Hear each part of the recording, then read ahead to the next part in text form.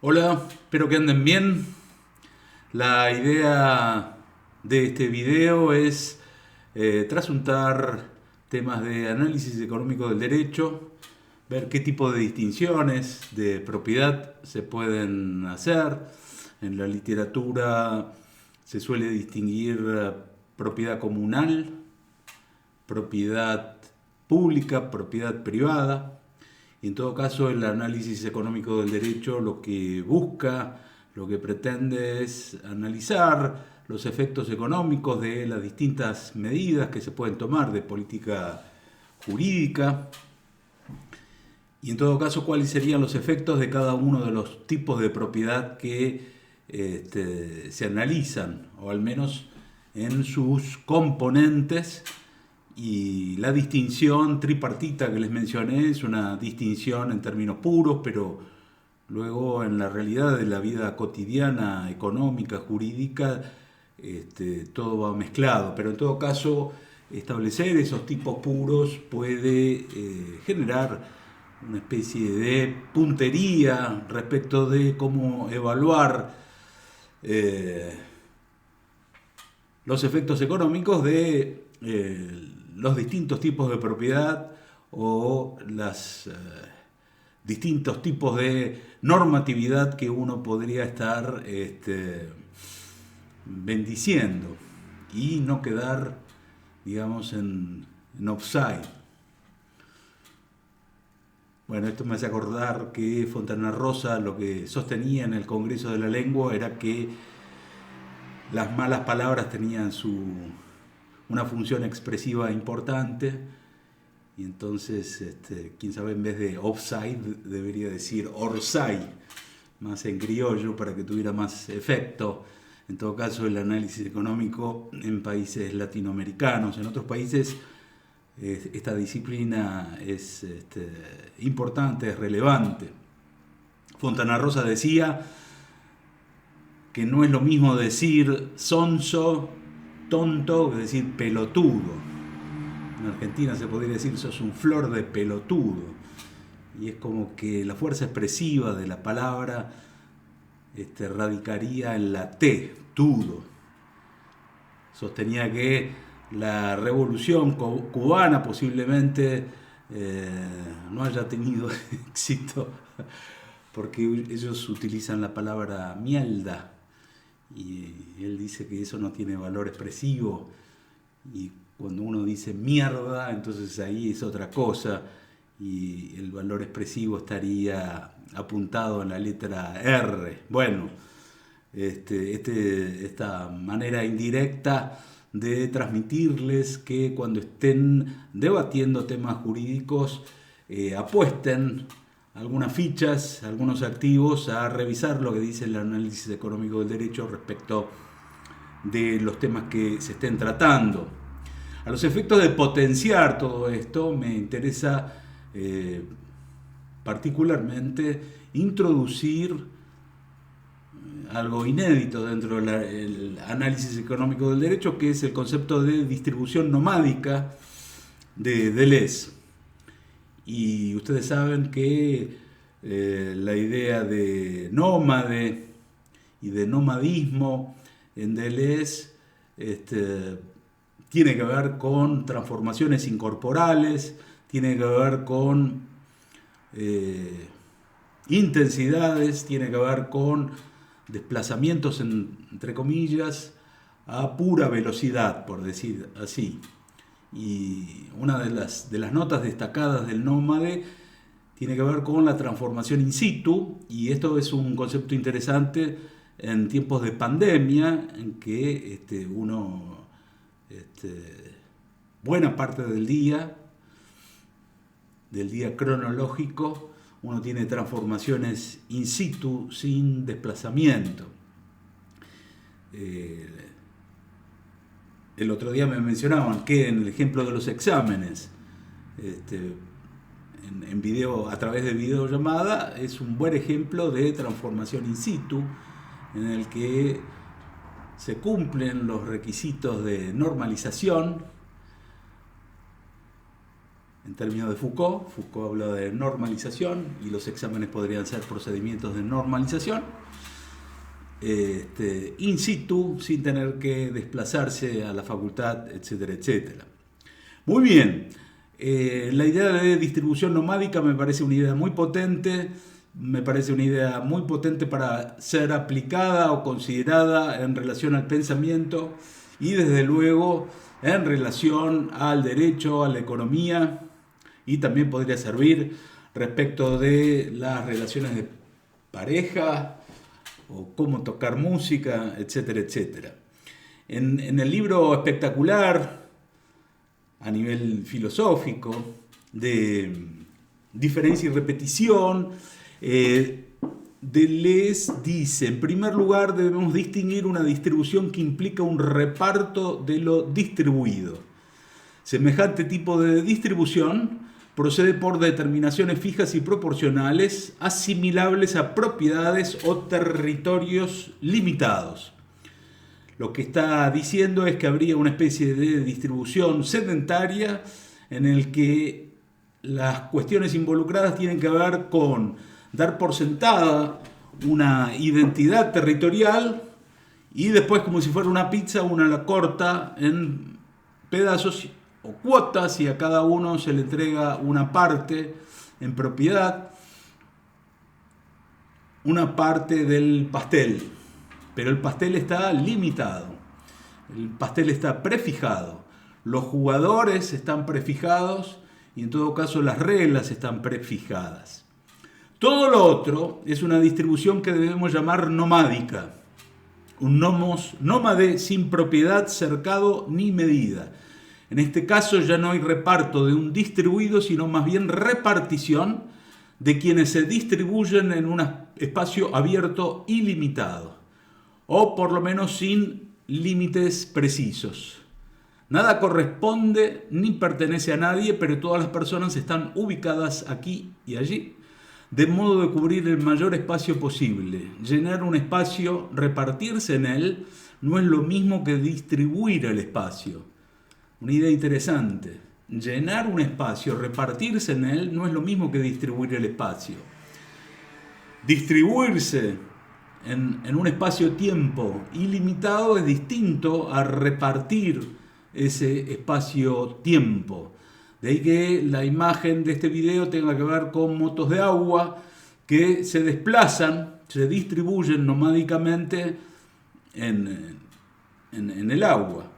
Y el mar, por ejemplo, para Deleuze sería el ejemplo paradigmático de lo que él denomina espacio liso. Entonces, cuando te vas al Caribe, alquilás una moto de agua y empezás a desplazarte en el espacio liso del mar, ahí eso sería un ejemplo de distribución nomádica. Por lo menos un precalentamiento para comprender el tema de la distribución nomádica.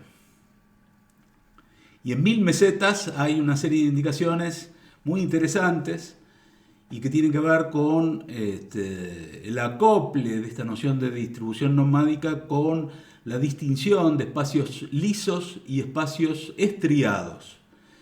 Y entonces, lo liso y lo estriado se distinguen en primer lugar por la relación inversa del punto y de la línea. En segundo lugar, por la naturaleza de la línea, lisa direccional, intervalos abiertos, estriado dimensional, intervalos cerrados. En el espacio estriado se delimita una superficie y se reparte según intervalos determinados según cortes asignados. En el liso se distribuye en un espacio abierto. Entonces, cuando estás manejando la moto de agua, te distribuís en un espacio ilimitado, en un espacio abierto. Y no pasás por puntos predeterminados, sino que haces especies de viajes en términos de líneas. Pero no quedan huellas y en todo caso desaparecen las huellas o el trazado. Y eso podría ser una manera de atisbar y de comprender y de tener en cuenta cómo uno navega en Internet cuando no tiene un propósito definido. Es decir, uno juega libremente, se distribuye en un espacio-tiempo ilimitado y no pasa específicamente por puntos predeterminados.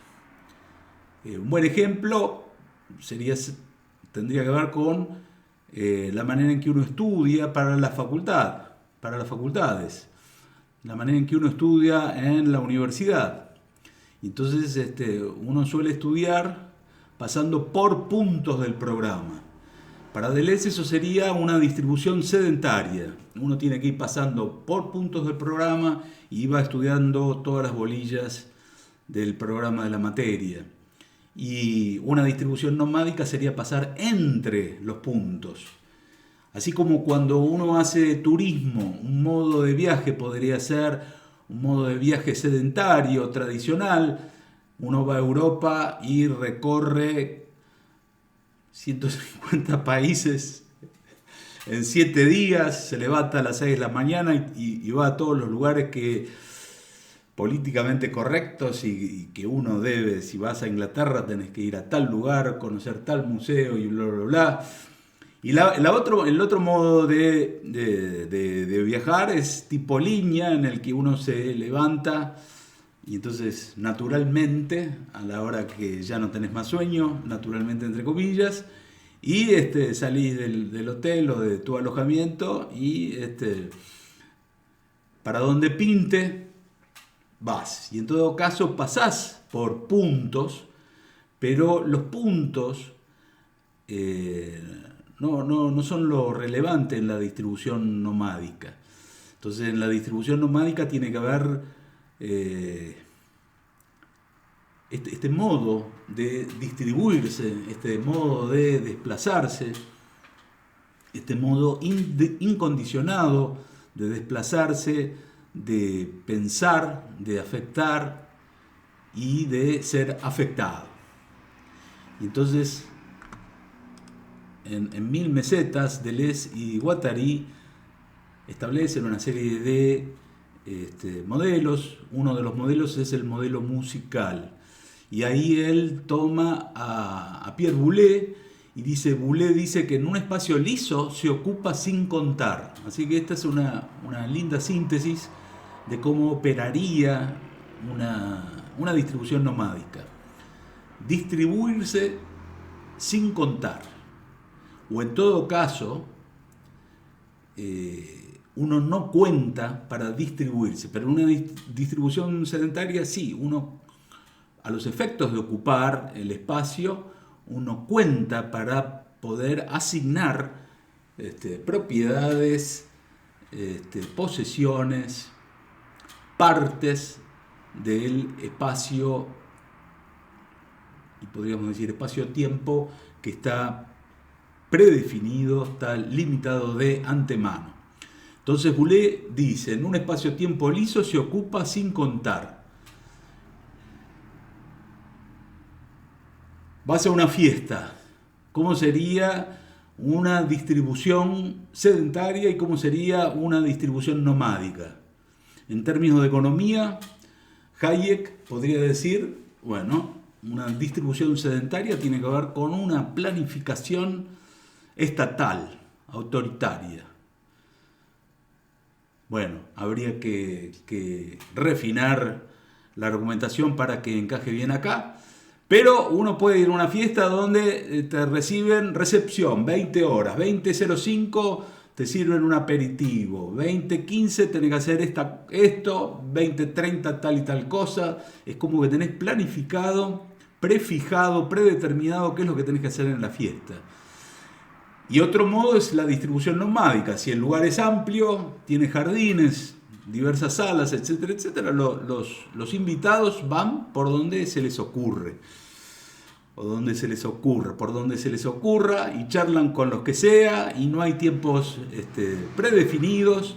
Y si no tenés ganas de comer a las 20:30 y lo querés hacer a las 4 de la mañana, lo podés hacer, etcétera, etcétera. Muy bien, entonces, volvemos. En un espacio liso se ocupa sin contar y en un espacio estriado se cuenta para ocupar. Hace así sensible o perceptible la diferencia entre multiplicidades no métricas y multiplicidades métricas, entre espacios direccionales y espacios dimensionales.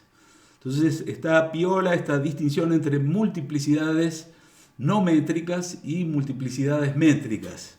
En la teoría económica hay un sesgo importante hacia las multiplicidades métricas y entonces se supone que midiendo el carácter científico de la economía tiene un carácter, un sentido más riguroso. Y vos la estás pasando bárbaro con tu moto de agua o esquiando en Austria durante una hora, no predeterminaste ningún programa, la pasaste bomba y quién sabe fueron las mejores vacaciones de tu vida y las más intensas. Y un teórico economista trataría de medir todo eso y el otro le diría, pero flaco, es como que vos no entendés que en términos de intensidades no cuadra esto de medir, mensurar, ponderar métricamente lo acontecido. Cuadrar es una palabra que tiene que ver y anda bien con el espacio estriado. Cuadrar, cuadricular, estriar. Y habla también ellos hablan de Deleuze y Guattari en 1000 mesetas, capitalismo y esquizofrenia, que es para mí es un librazo que está en el top 10. ¿Vieron cuando les preguntan en Facebook qué libro llevarías a una isla? Para mí habría que llevar 1000 mesetas, porque es un libro que tiene de todo, te sirve para una estadía bastante larga, muchos años, podés estar contento leyendo el libro y visitando temas filosóficos, matemáticos, lingüísticos, militares, económicos, matemáticos, estéticos, etcétera, etcétera. Y uno de los modelos que trata es el modelo marítimo, y recordemos que el mar para Deleuze y Guattari constituyen un ejemplo paradigmático del espacio liso.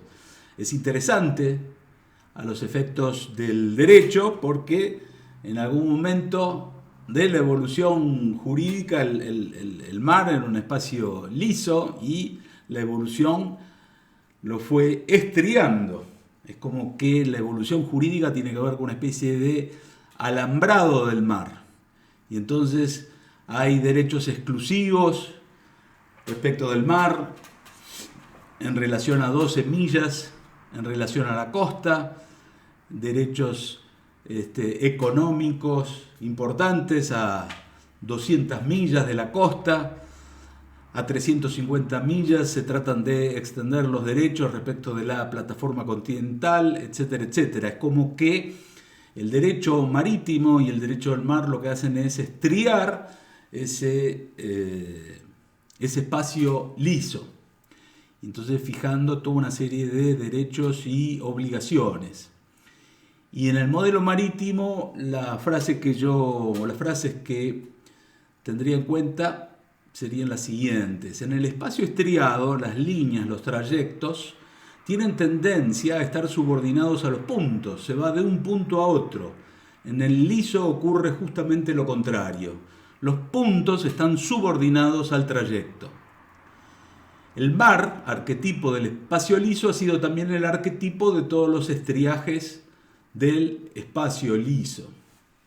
Bueno, y después yo tendría en cuenta también la noción que establece Deleuze y Guattari respecto del nómade, distinguiéndolo del migrante. El migrante es aquel que se desplaza territorialmente, se desplaza físicamente Y el nómade es el que tiene transformaciones in situ y, como yo les había comentado, este puede ser un lindo criterio para renovar la teoría económica y pensarla en términos más bien de nomadonomics y darle otro tipo de ponderación a la transformación in situ.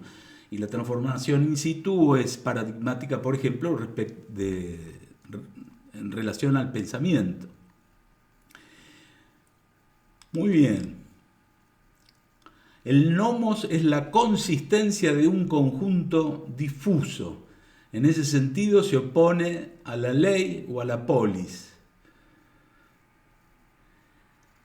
Hay una gran diferencia en términos de la noción de espacio. El espacio sedentario es estriado por muros, lindes y caminos entre las lindes, mientras que el espacio nómade es liso, solo está marcado por trazos que se borran y se desplazan con el trayecto.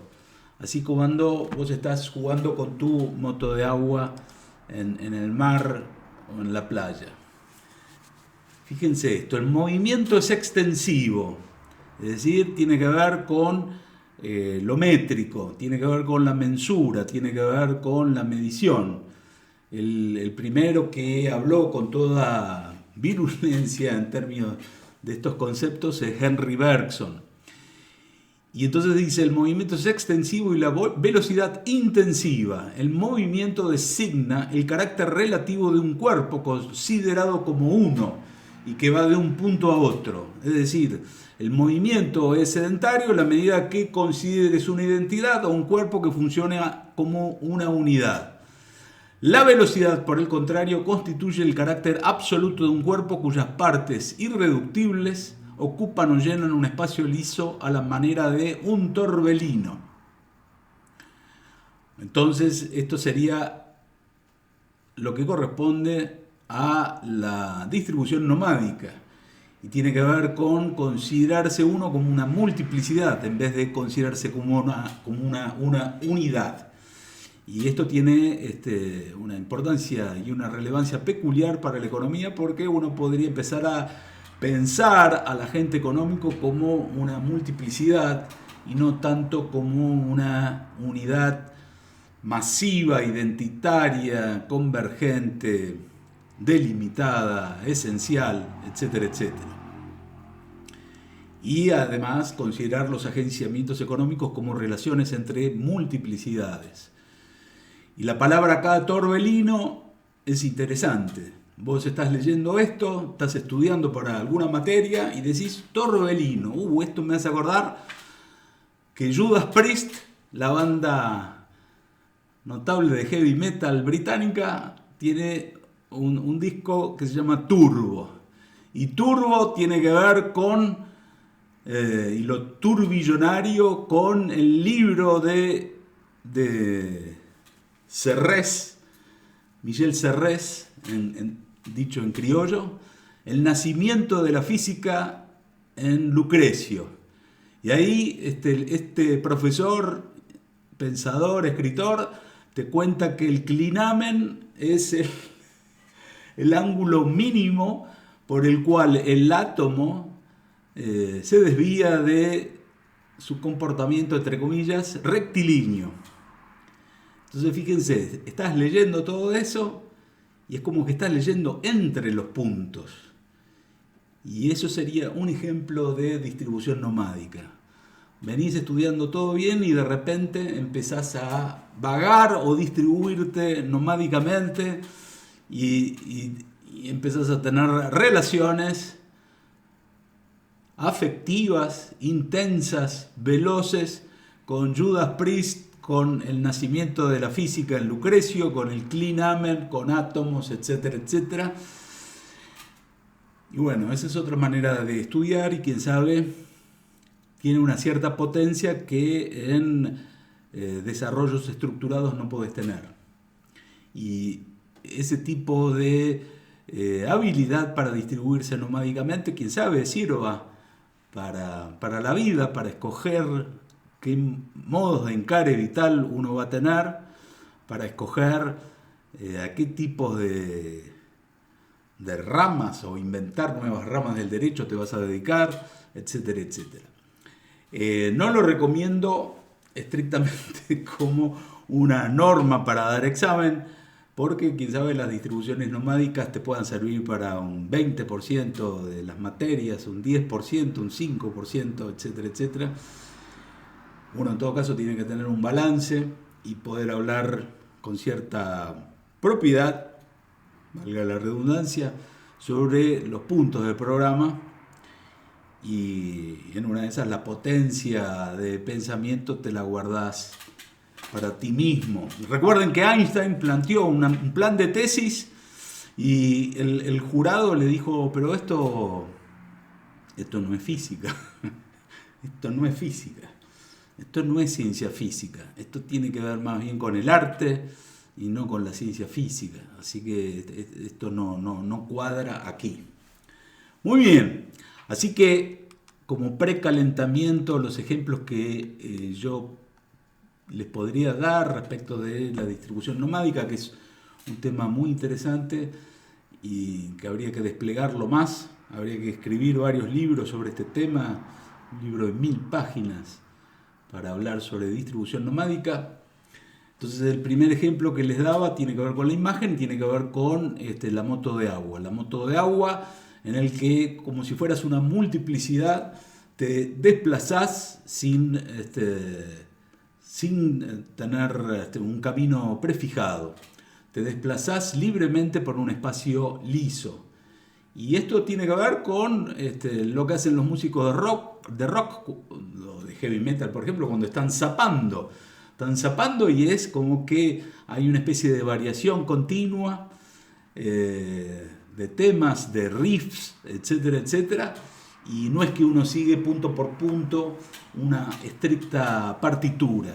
Los músicos de jazz son un ejemplo paradigmático de improvisación a este respecto.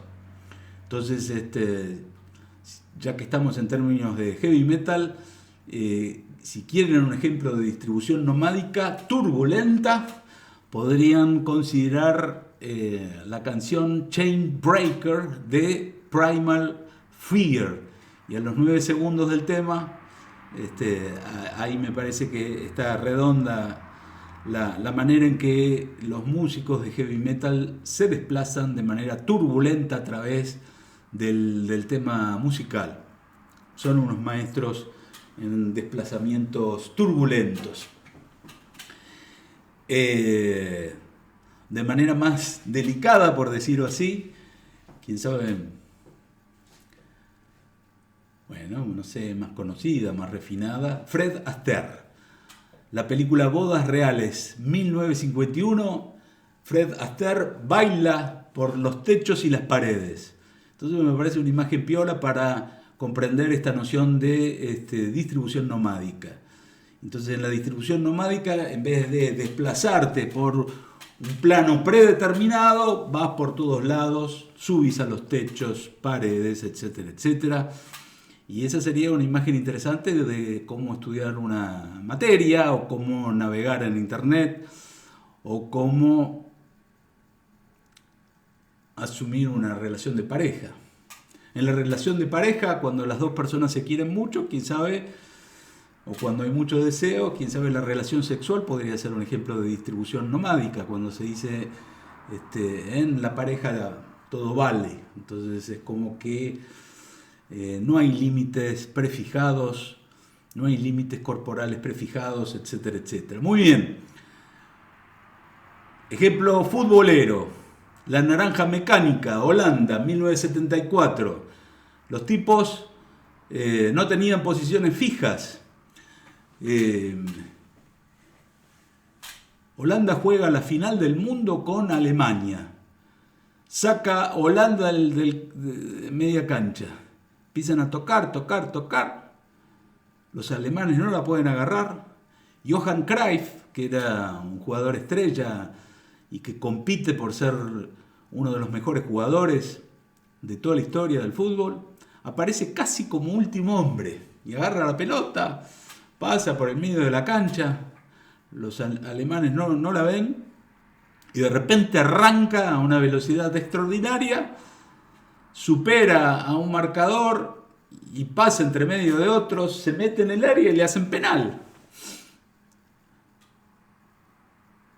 Y el jugador holandés patea el penal y la enchufa. Es decir, empezó el partido ganando 1-0 Holanda y Alemania no había tocado la pelota.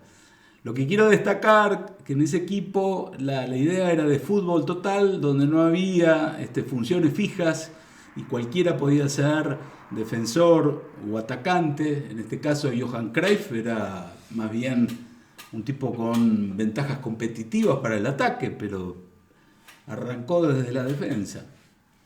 También marcaba en la defensa. Una de las características del fútbol total era que todos atacaban y todos defendían. Bueno, muy bien.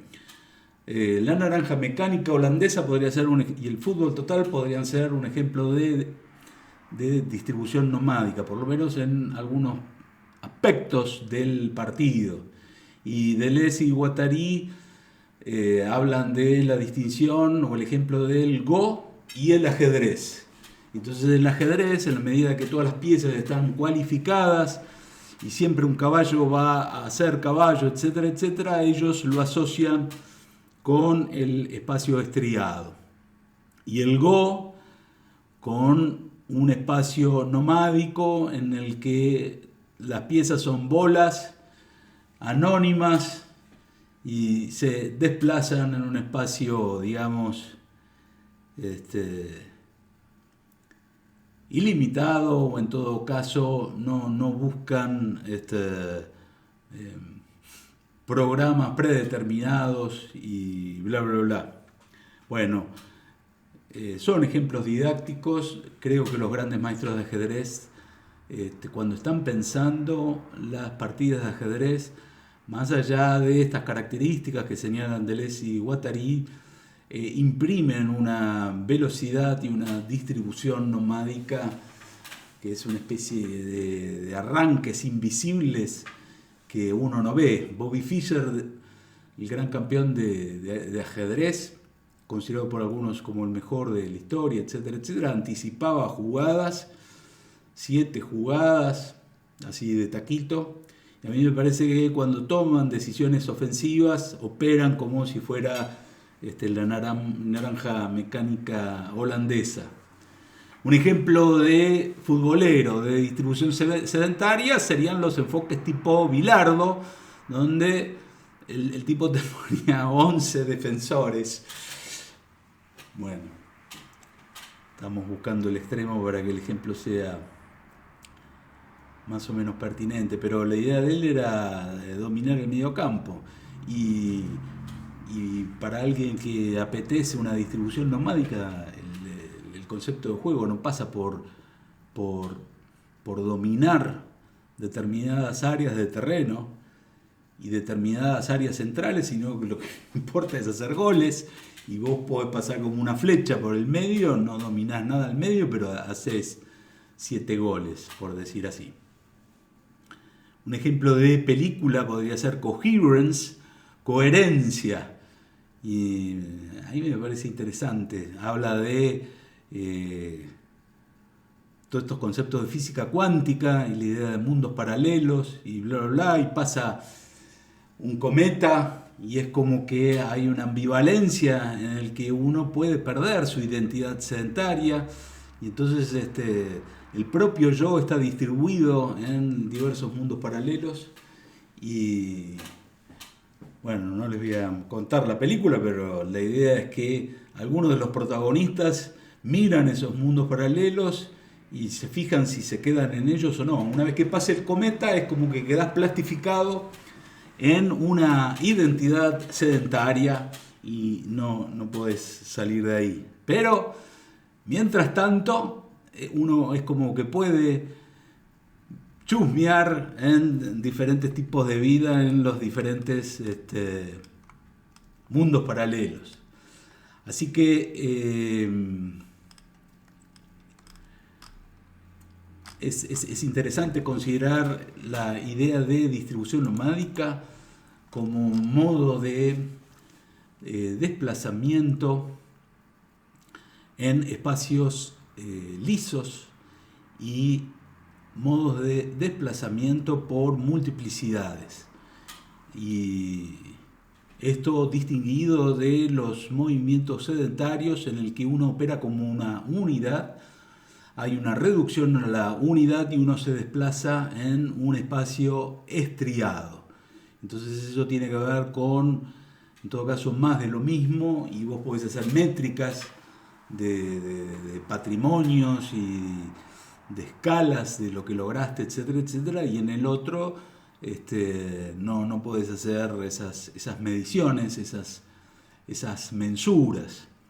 Muy bien, entonces desde el punto de vista del derecho, quién sabe, habría que reformular la normatividad o pensar la normatividad no solamente en función de sedes de imputación de derechos y obligaciones sedentarias, sea considerando sujetos, subobjetos, etcétera, etcétera, y tener en cuenta cómo proteger jurídicamente estos devenires, estos impulsos, estas distribuciones nomádicas de multiplicidades en espacios ilimitados, en el que los desplazamientos en todo caso son a los efectos de distribuirse en el espacio y no distribuir el espacio en cuotas respecto de los jugadores legitimados por antemano.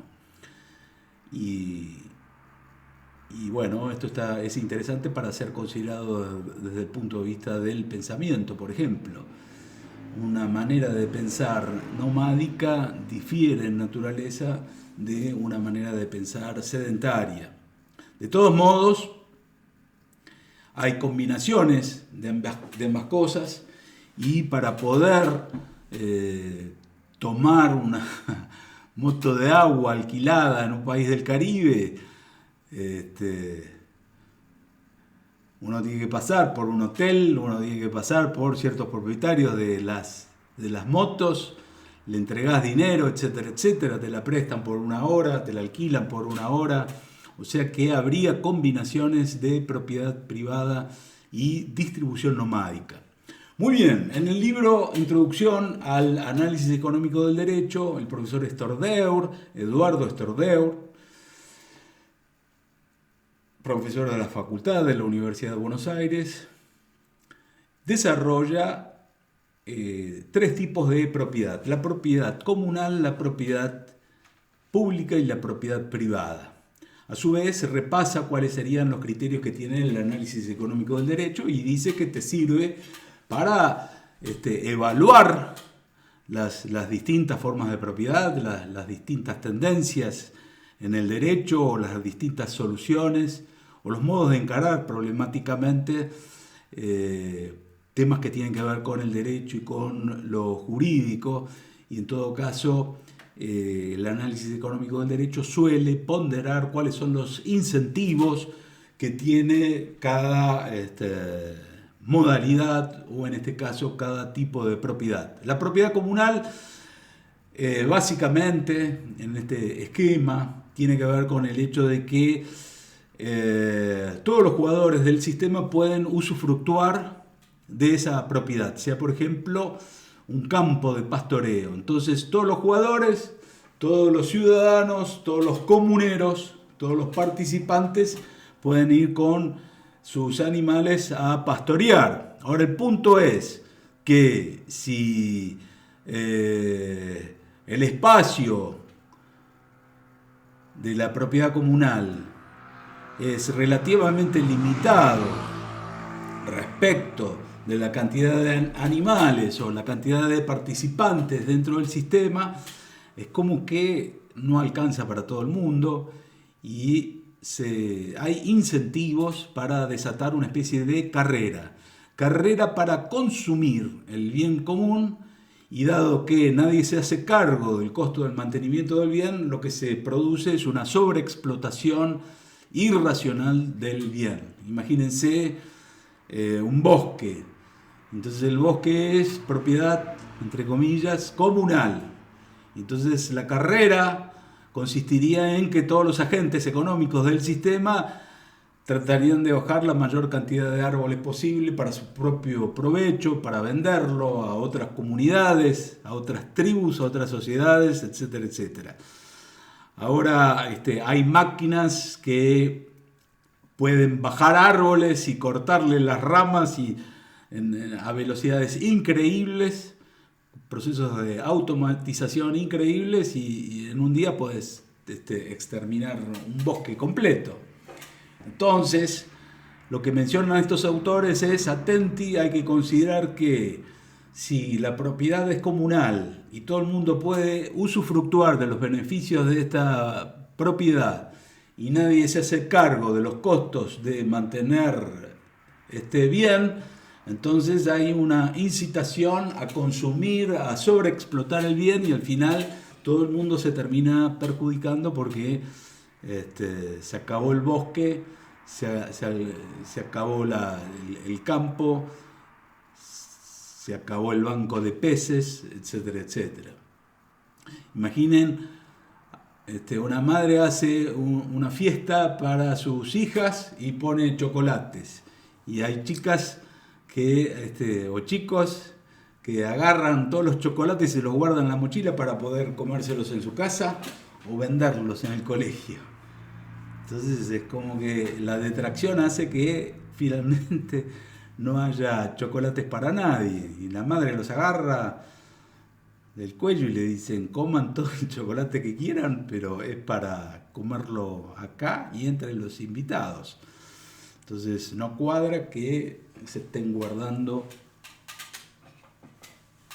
los chocolates. Imaginen que hagan un asado y que los varones guarden la carne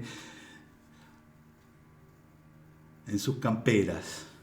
Bueno, muy bien. Lo que estoy tratando de describir es que una de las cosas que uno tiene que tener en cuenta cuando se habla de bienes o de propiedad comunal es que si nadie se hace cargo de mantener el bien, se incita una especie de carrera que lleva a la sobreexplotación del bien y al final todo el mundo termina perjudicado.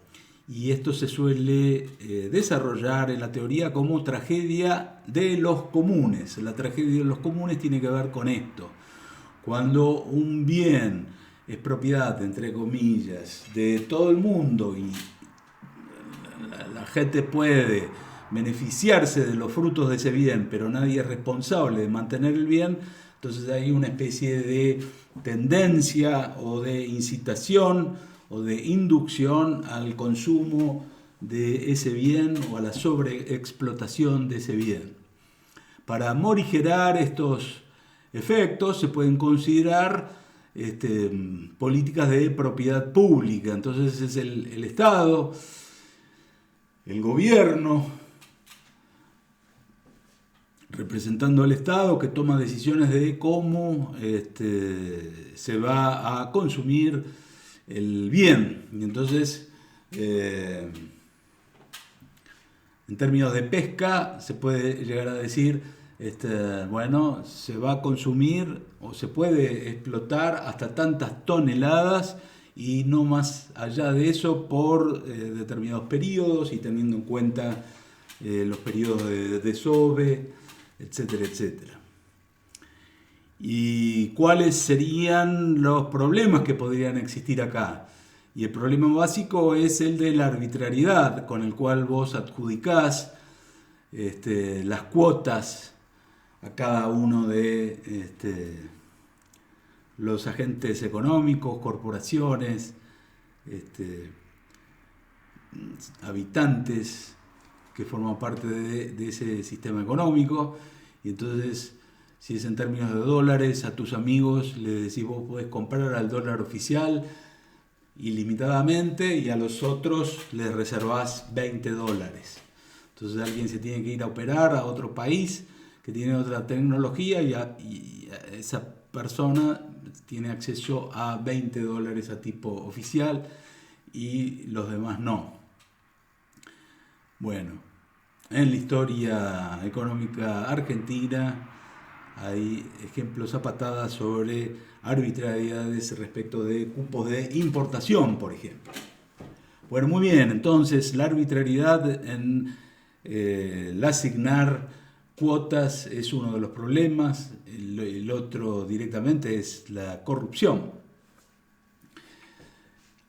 Pero bueno, no necesariamente debería haber corrupción y hay iniciativas interesantes que se han desarrollado a este respecto, por ejemplo en temas de contaminación. Y entonces el Estado puede determinar cuotas en el que las empresas pueden contaminar.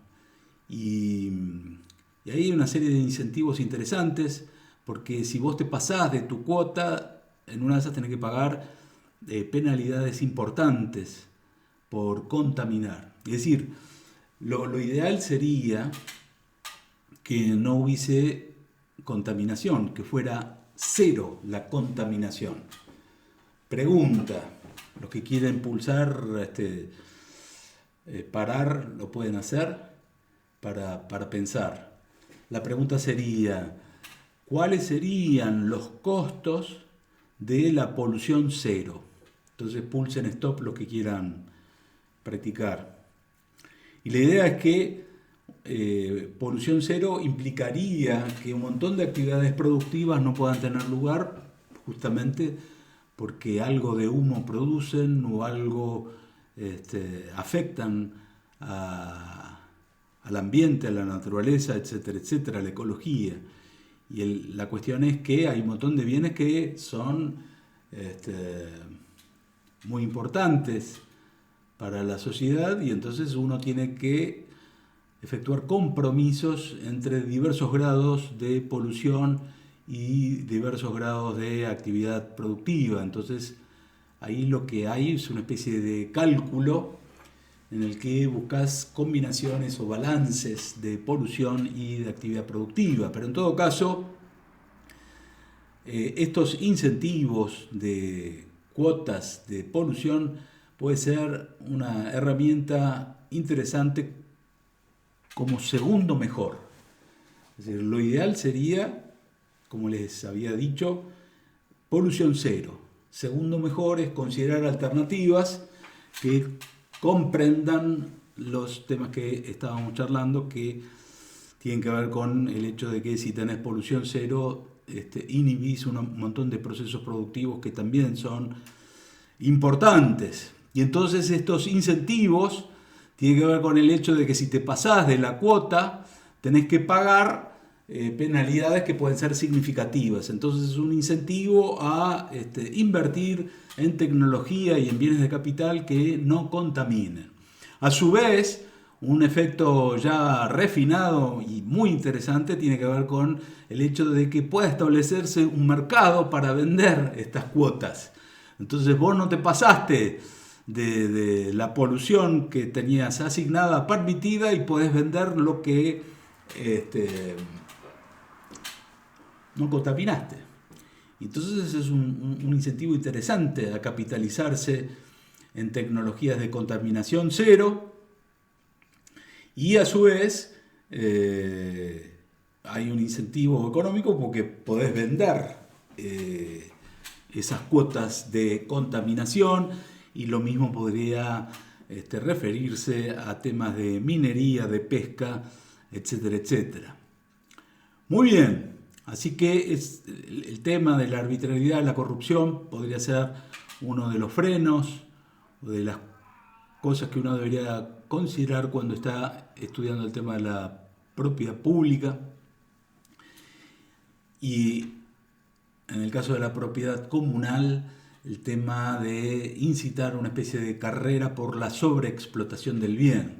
Ahora bien, si en la propiedad comunal, en la comunidad, las personas se conocen cara a cara y hay un comportamiento ético importante, en el que si alguien ve que algún sujeto está bajando árboles de más, y no solamente para su canoa, le dicen, flaco, tranquilízate, no podemos romper todo el bosque porque vos estás vendiendo los árboles a a otras comunidades. Así que bueno, en la medida que haya comportamientos éticos o que las comunidades no sean muy numerosas, en una de esas, o que el bien sea muy abundante, entonces la propiedad comunal puede matizar esos problemas de tragedia de los comunes al que me he referido anteriormente.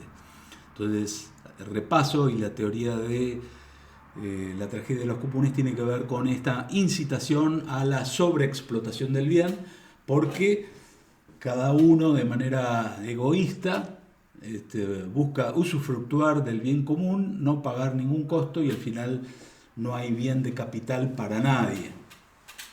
La tragedia de los anticomunes tiene otra perspectiva, y la idea es: hay muchísimas agentes, autoridades, etcétera, etcétera, que buscan imponer tributos respecto del consumo de determinada actividad. Entonces hay tantos con ínfulas de cobrar tributos que al final el bien se torna inconsumible. Entonces, algunos alumnos daban ejemplos como el que sigue. Querés ir a una provincia argentina y te mandás en auto, y a los tantos kilómetros ya se te empiezan a acreditar multas porque los municipios te inventan que sobrepasaste velocidades máximas, etcétera, etcétera. Vas en micro y las autoridades paran el micro y le buscan el pelo y el huevo al micro, y lo que buscan es una especie de compensación, por decirlo entre comillas.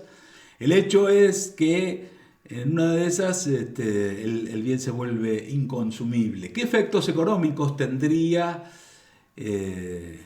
estos matices, estas características de estos viajes? Entonces, los que quieran practicar pueden pulsar stop. Y la idea es que si es tan complicado el ir en auto a una provincia en Buenos Aires, a una provincia de la Argentina, entonces en una de esas el agente económico dice: al final sale más barato ir a Aruba o a Puerto Rico. Imagínense que ustedes tienen que estudiar para la facultad, prenden la computadora y entonces y bueno, previo a todo quieren hacer un pago de home banking, y entonces el programa divisa que querés hacer un pago de home banking y dice: bueno, tenés que pagar tantos centavos por minuto por acceder a eso. El banco dice: quiere usar el home banking, entonces le cobramos tal tasa. La tarjeta de crédito dice: bueno, usted quiere pagar impuestos por home banking con tarjeta de crédito o con su cuenta, etcétera, etcétera. Tiene que pagar tales o cuales emolumentos. La compañía de electricidad hace lo propio y todo el mundo te quiere cobrar. Estás estudiando para una materia y entonces estás leyendo y el programa te dice: bueno, son tantos centavos el renglón. Y en una de esas, bueno, pero si usted lee palabras raras tipo distribución nomádicas, tiene que pagar mucho más. En economía, en Argentina, hay asociaciones que cobran e intentan expandir el cobro de lo que ellos llaman derecho por ambientación. Entonces vos vendés en un local comercial o tenés un hotel, tenés que pagar por ambientación. Entonces toda la música que pasas en el local es considerada, ellos presumen que es de ellos. Quién sabe, vos tenés una banda de música, estás haciendo tu propia música, ellos presumen que los derechos de autor sobre esa música son de ellos. Entonces, en los hoteles quieren que, y se cobra también, por el hecho de tener televisores. Se usen o no se usen, vos tenés que pagar por el uso de televisores. Imagínense que vos te dedicás al comercio y esta gente te quiere cobrar derechos de ambientación en los términos que les estaba explicando, de derechos de autor de música. Pero bueno, se podrían asociar los que producen aire acondicionado y dicen más ambientación que el aire acondicionado en verano para vender ropa para mujeres y que se puedan probar la ropa, etcétera, etcétera. Se podrían asociar los que, no sé, hacen agua mineral y para que las personas puedan llegar a los locales, a los shoppings, tienen que tomar agua. Entonces, más ambientación que eso, imposible. Los arquitectos, ingenieros, diría, bueno, para pasar a los shoppings tenés que pasar por los paisajes que nosotros de alguna manera hemos configurado y eso necesita pagar derechos de ambientación.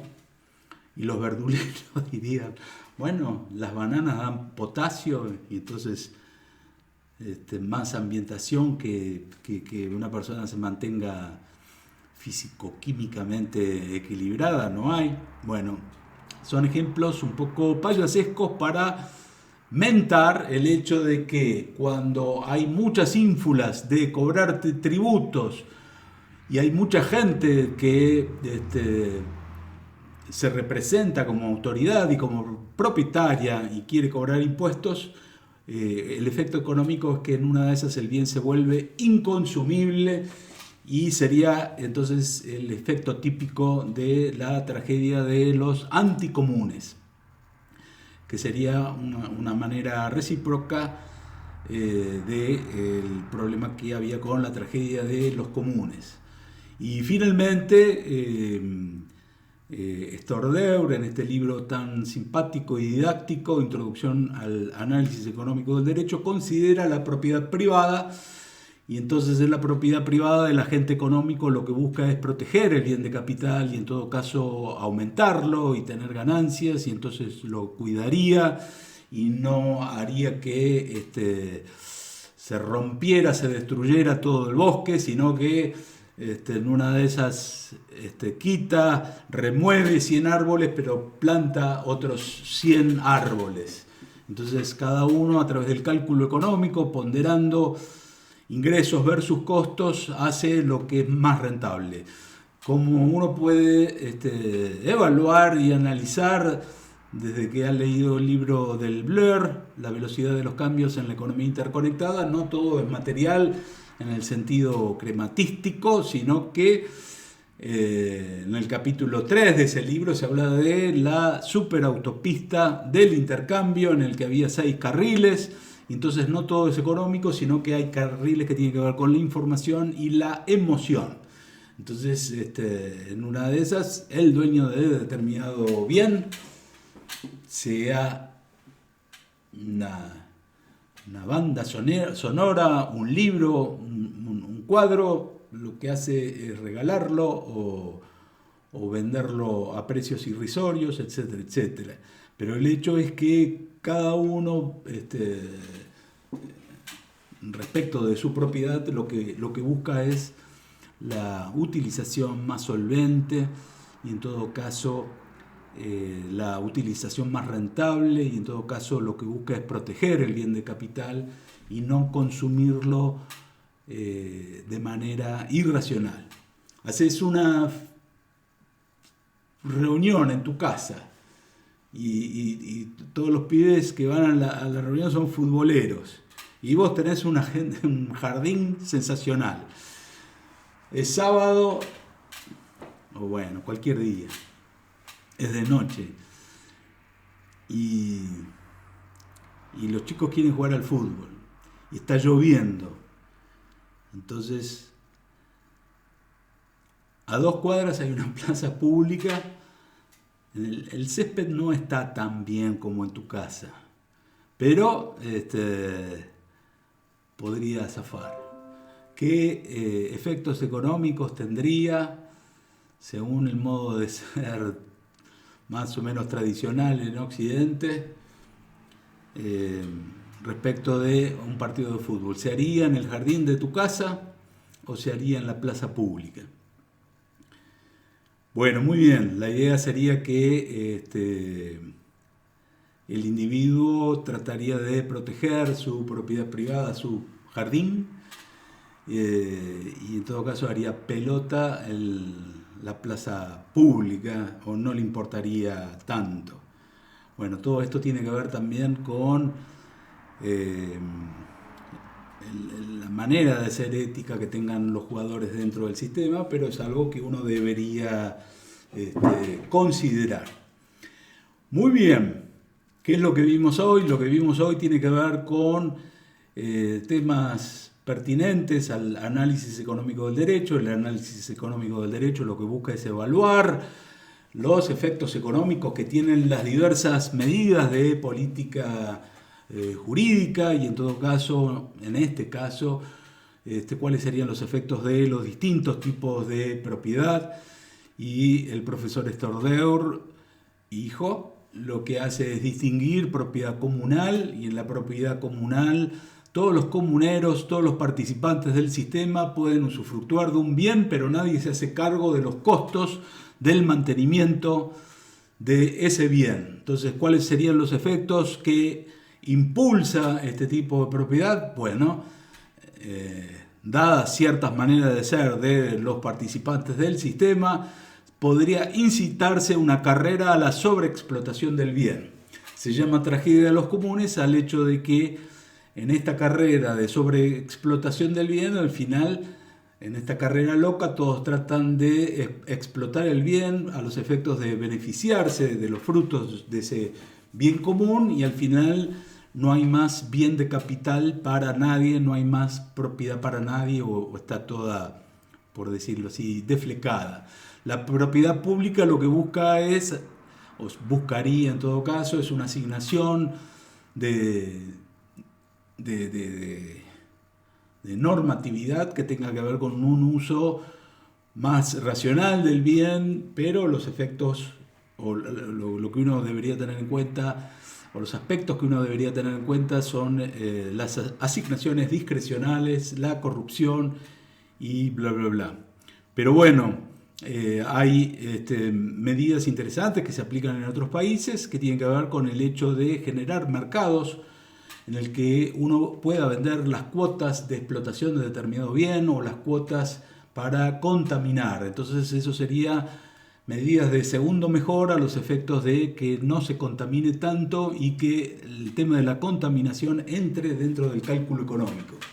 Finalmente, la propiedad privada tiene que ver con el hecho de que cada agente económico busca proteger el bien de capital y en todo caso aumentarlo o asignarlo en función de sus criterios económicos, de información o emotivos, afectivos, y entonces buscaría los procesos productivos de consumo, de inversión que fueran los más racionales posibles, pero en todo caso cada uno protegería su propiedad privada de manera distinta a que si la propiedad es común o si no es de nadie, en el caso de la propiedad pública, por decirlo así rápidamente.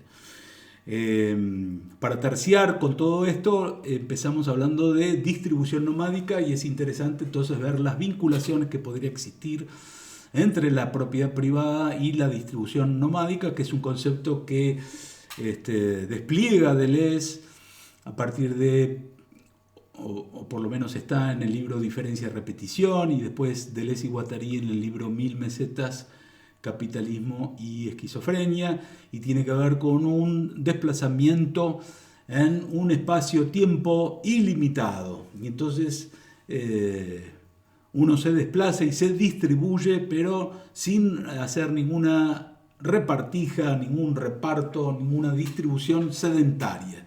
Entonces se entiende a la distribución sedentaria como la distribución de un determinado bien o un espacio limitado, predeterminado de antemano, y se lo asigna a diferentes jugadores legitimados dentro del sistema. La idea de distribución nomádica puede ser muy interesante a los efectos de relacionarla con el tema del pensamiento y también desde el punto de vista de la cobertura jurídica. Quién sabe, las distribuciones nomádicas tienen una gran velocidad, una gran potencia, pero dejan al descubierto y dejan vulnerables a aquellos que lo practican, y entonces en una de esas cabría pensar una perspectiva del derecho más relacionada con la cobertura de distribuciones nomádicas y no tanto la protección de derechos a sujetos, objetos, etcétera, etcétera, individuaciones que pasan por sujeto y objeto, es decir, que las sedes de imputación de derechos y obligaciones pasarían más bien por estas distribuciones nomádicas y no por sujetos identitarios dados de antemano. Muy bien, la seguimos la próxima. Hasta luego.